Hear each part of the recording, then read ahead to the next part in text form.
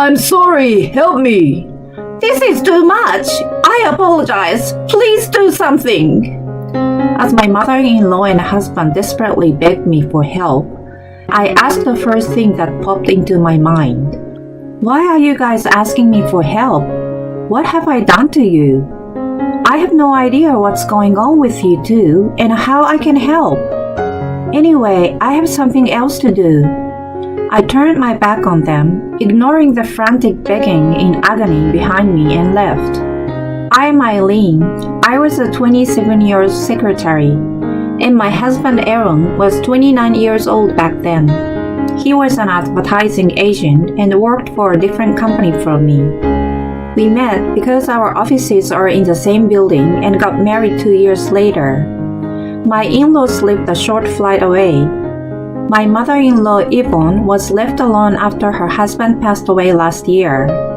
Aaron, being the eldest son, took her in without any discussion. Although we still lived separately, we were just on different floors in the same apartment building. She was, to put it nicely, sassy and a bit impatient, and I was more of a think before act type. We were polar opposite in terms of personality and did not get along well. She seems to get frustrated with my slow speech and action every time. She thought it was better to do things quickly, even if the result was 60 points. She often suffered a loss as a result of proceeding without thinking things through. No matter how hard I tried to adjust to her way, I could not agree with her completely. For example, my wedding. When it came to choosing a venue, "Just pick one already," she scolded me and then recommended a cheap place that was available for the earliest booking without checking the service carefully. At that time, I had narrowed down my choices to a few and was planning to visit each place. "What are you procrastinating about? In the end, all venues are more or less the same. Stop wasting your time worrying about tiny details." Considering our future relationship, I decided to follow her advice. However, the venue was located in a hard-to-reach area, and there was a patchy cellular connection. In addition, we were served a lower-grade course because they weren't able to get the originally planned ingredients on the day. Aaron and I were frowned upon by the guests. Yvonne told the relatives who had complained to her. "Eileen insisted on having a reception here. We tried to reason with her, but she didn't budge." Thanks to her, I was recognized by her relatives as a bride who was not only selfish, but also unable to offer the least hospitality. I complained to Aaron about that. We were all family now. You should forgive her. Besides, you agreed to have it there in the end. He took her side, and I was left frustrated. Those misunderstandings continued to happen over and over again after the wedding. "You are really slow and clumsy. It's a waste of time for me to be with you. You make me wait all the time, and I'm really tired of it. Can't you respect other people's time?" She started to criticize me blatantly. That happened because she changed the plan earlier due to her impatience, and I was just on time. "I'm sorry, but I just followed the original schedule." "Are you telling me it's my fault? Can't you be more flexible?" "I'm not saying it's your fault, but I have other plans too. Surely you're not that selfish to think that everyone else should accommodate you." "Who do you think you are talking to? Don't you dare talk back to me." I knew that Aaron wasn't going to deal with her, so I stopped being nice and directly addressed her. She probably never dreamed of being talked back by me. She became so furious that you could boil water on her head. She told Aaron about that in a very exaggerated manner, and I was yelled at by him later. "Why are you so selfish? Stop irritating my mother." He became completely on her side after that. At that time, my father-in-law was still alive and gave a slap on her wrist. "If you can't be nice to your daughter-in-law, It's only a matter of time before this house will cease to exist. When that happens, who will take the responsibility? You have always pushed other people around and caused nothing but trouble. I've been the one to clean up your mess every time. You forget that, and you're being a nuisance to others again? And he gave Aaron a lesson as well. How long are you going to be controlled by your mother? You have your own family now. When your wife is in trouble, you don't even take her side, but tell her off. Shame on you. Thanks to his reproach that their behavior, which could have been seen as bullying, was kept under control. Aaron was actually a really good husband as long as Yvonne wasn't involved. He always prepared a surprise gift for me on my birthday and took the initiative to help me with the housework on his days off. His attitude changed drastically when she was and wasn't around. At that time, we had no significant relationship, and I only saw them during Easter and Christmas. I thought that if I endured those events, I could have a relatively happy married life. However, just 1 year into our marriage, my father-in-law became ill and was hospitalized.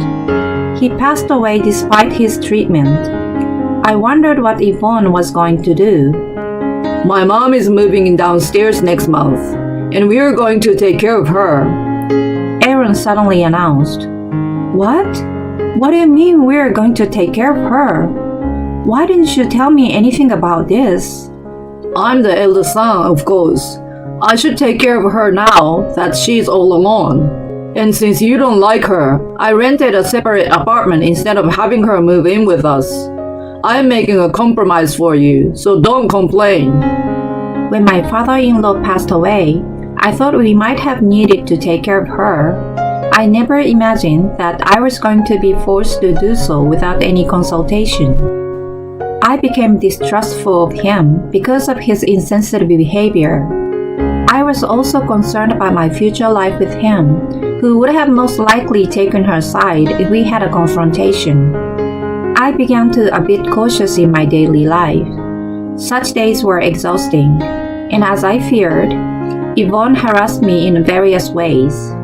Moreover, Aaron even suggested that I clean not only our house but hers on my days off. I always help you with the chores. She is getting old and tired, so go and help her. I mean, I can do it too, but she's going to be around for a long time. It's a good opportunity to patch up your relationship with her. I decided to take up his advice in the hope that things would improve. It must be hard for you to do all the house things. I was wondering if there was anything I could do to help. I don't know what a clumsy girl like you can do for me. Well, that's okay. I don't have enough furniture, so could you get me some? Sure. Should I pay first and can you reimburse me later? You live on Aaron's income, don't you? Why don't you pay from there? He said I was free to spend it however I wanted. When I was about to refuse, she lashed out loudly. Just go! I will let him know later. I didn't have the energy to talk back and readied myself to go shopping as she ordered. Then I realized that the things she asked me to buy were large shelves and a coffee table, all of which were difficult to carry by myself. I'm sorry, but these are all big and heavy things. I'd rather wait and go with Aaron. Are you serious? He works so hard. Are you going to make him work even more on his day off? Do you even care about him? If I talked back to her even a little bit, she got upset and yelled at me harshly. I gave up and decided to obey her. Furthermore, Aaron gave her the duplicate key to our house, so she entered without permission while we were at work. She began to open the mail and ransack the bedroom. She may be your mother, but to me she's an outsider. I can't stand it when she comes in and out of our house freely, peeks into our bedroom, and opens our mail without permission. Ask her to stop. He responded with an okay at the moment, but her behavior did not improve. I thought that if things continue as they were, divorce would have been the only option. I felt I was losing my feelings for him. Then, one Friday, Aaron had a day off. I came back from work to find Yvonne relaxing in the living room as if it were her home. Surprisingly, when she noticed me, she made an unusual gesture. "Oh, you are back. Hi, Yvonne. I went shopping with Aaron today and found a delicious-looking cake. You have been very kind to me, so I bought it as a thank you and put it in the fridge. I tripped earlier, and it crumbled a little. I'm sorry." I was astounded, and then Aaron joined in. We'll go to a furniture store a bit farther away tomorrow. Mom really wants a bed from there. You're off, so come with us. It's late to have the cake tonight, so let's have it before we go out tomorrow. He was grinning derisively, and I got a hunch that the cake wasn't an honest gift. "Okay, why don't we leave after lunch then?" Satisfied, the two of them went to clean Yvonne's apartment in preparation for the new bed. I checked the cake in the fridge after they were gone. There was a round chocolate cake that had clearly been tampered with in one place. I could easily have guessed that Yvonne was going to make me eat that questionable part. To cover it up, I ran to a deli and bought a chocolate bar. I melted it down and reapplied it to the top of the cake so that no traces of it could be seen. I moved the strawberry on top a little so that only I could see the questionable part. The next day, Yvonne came over a little earlier than scheduled. "Good morning, you're just in time.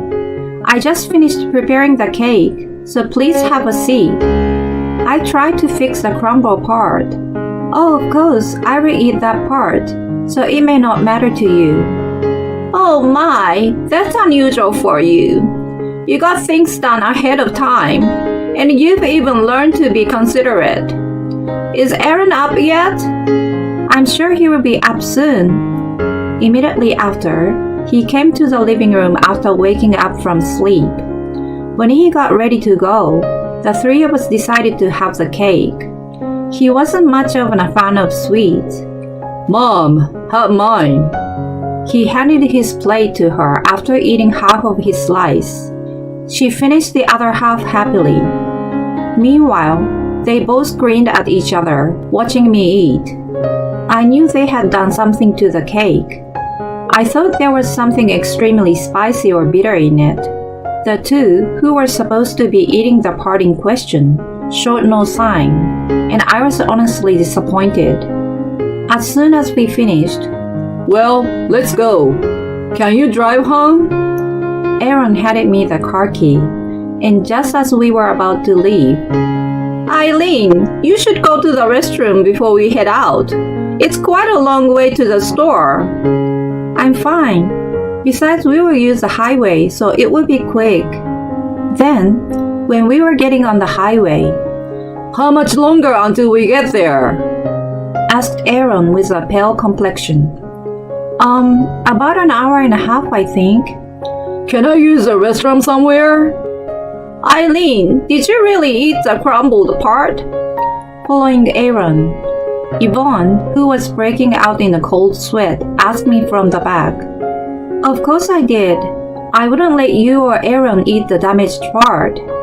"You don't look so good. Are you feeling okay?" "I need to use the restroom too, so stop anywhere you can." I sensed that both of them were suffering from sudden stomach aches from their appearance. My mischievous spirit got the better of me, and I dared to drive slower and pass the first exit. "Come on! I mean, how come you're okay?" "What are you talking about?" Aaron looked like he was trying very hard not to yell at me and asked a bizarre question. "No, it's nothing." "I mean, you guys did something to the cake, didn't you? It's obvious. If you don't tell me honestly, I will skip the next exit." I could see them gasp. "I don't know what you're talking about."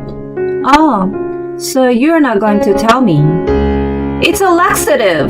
We put a laxative in it. I wanted to teach you a little lesson. My hunch was right. I was so glad that I reapplied the chocolate the night before. Please get off here. I let them out of the car at a gas station we had just arrived at. As soon as they stepped outside, Aaron gasped, "Ugh." I heard him curse in a whisper. Then a faint stench hit my nose, and it was clear to us all that the worst had happened. "You guys are not feeling well, so stay here and rest." I'm sorry, help me. "This is too much. I apologize. Please do something." "Why are you guys asking me for help? What did I do to you? I have no idea what's going on with you two, and how can I help? Anyway, I have something else to do." Ignoring their frantic pleading and begging, I started the car and rushed home. When I got there, I packed up my belongings and evacuated to my friend's house. I then went to see a lawyer with my journal, which had details of Yvonne and Aaron's bullying, and the data of recorded conversation about the laxatives. Later, I was told that they called the car service to get home. Damn you! The car service is charging me for dry cleaning because of you. You pay for it. Why should I? I mean, how did you make such a mess? I questioned Aaron, who called me in a rage, but he must have felt embarrassed to explain and became silent. "Well, it doesn't matter. I'm divorcing you. Please speak to my lawyer from now on. I'm sure you will get a letter soon." Wait, why are you talking about divorce? "Of course! You enjoyed bullying me with your mom. Not only that, you guys even tried to drug me. I can't live with someone like that. More importantly, an adult man who leaked." I couldn't help but burst into laughter. Yvonne, who was apparently listening in on the speaker, screamed, "We don't want a woman like you anyway! Don't ever show your face in front of us again!" Yvonne, I will make sure to bill you for the furniture and other things. Let me make something clear to you. I earn more than Aaron does. I paid for you out of my premarital savings." She was screaming on and on about something, but I ignored her and hung up the phone. A few weeks later, my lawyer told me that Aaron had negotiated to pay alimony in installments, and Yvonne refused to repay me.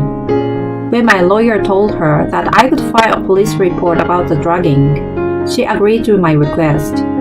I refused to accept Aaron's installment offer. "You have your father's inheritance, don't you? So please pay me in one lump sum." In the end, he agreed to pay me by giving up most of the inheritance. His income alone was not enough to cover his rent, so he moved to an inexpensive apartment with his unemployed mother. The last time I saw him was at the gas station with a very pale face. I left everything to my lawyer, and our divorce was finalized without needing me to face him again. I accepted a transfer that my work had approached me. I have now started a new life in a new city. My lawyer tells me that she's sometimes contacted by Aaron about getting back together. I have all that handled by her. I am out of my difficult life in which I had no one on my side and was being attacked by two people. I'm enjoying my freedom while I'm busy working hard in a new position. Now that I have received a lot of alimony, I'm thinking of going on a trip once my work is settled.